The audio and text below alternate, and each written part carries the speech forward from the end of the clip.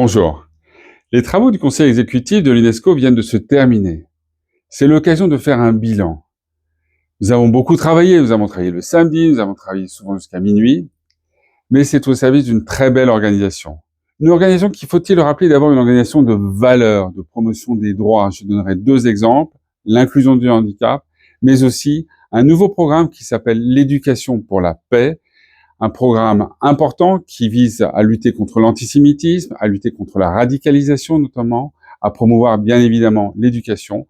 Ce programme, nous l'avons examiné et j'espère que nous serons en mesure de le finaliser lors du prochain Conseil exécutif cet automne. Mais d'ici là, beaucoup d'autres étapes sont à venir. Je pense notamment, dans le domaine des sciences, à la conférence sur les océans à Nice que nous coprésidons avec le Costa Rica. L'océan, c'est l'affaire de tous, que ce soit dans le domaine de la pêche, de la biodiversité, de l'environnement, du commerce. Eh bien, l'UNESCO y participe via la Commission océanographique intergouvernementale, la COG comme on dit ici. Elle est connue dans beaucoup de domaines, notamment par exemple sur le réseau d'alerte contre les tsunamis. Elle sera un membre actif de cette réunion sur les océans à Nice. Mais on pourrait donner aussi d'autres exemples dans le domaine de la culture. À la culture, les initiatives sont innombrables. Je pense par exemple à la conférence à Naples sur le patrimoine matériel et immatériel. Immatériel, qu'on songe par exemple à la baguette, ou Mondiaculte, où tous les ministres de la culture du monde seront réunis en septembre.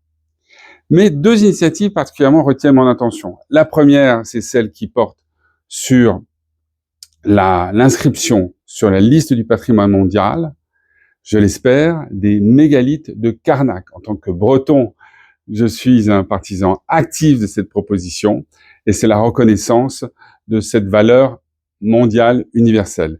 Et puis une deuxième initiative, c'est l'Assemblée générale de la Convention de 2005 sur la diversité culturelle. Une convention que la France a portée. Vous savez combien la France est attachée à la diversité linguistique, à la diversité culturelle.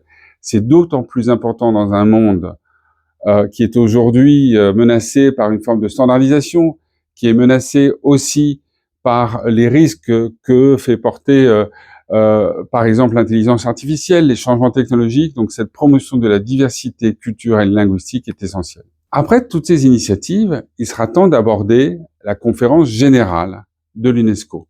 Ce sera l'occasion aussi de célébrer les 80 années de cette vieille dame pleine de jeunesse et pleine d'avenir. Ce sera l'occasion aussi de le faire dans un lieu magnifique, le site de Tamerlan, je pense en l'occurrence en Ouzbékistan, à la ville de Samarcande.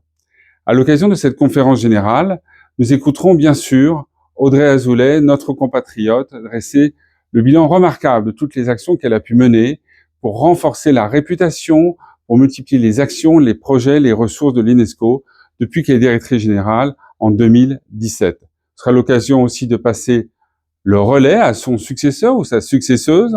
Ce sera l'occasion aussi de dialoguer avec les jeunes. Il y a un forum sur les jeunes qui est prévu à Samarcande.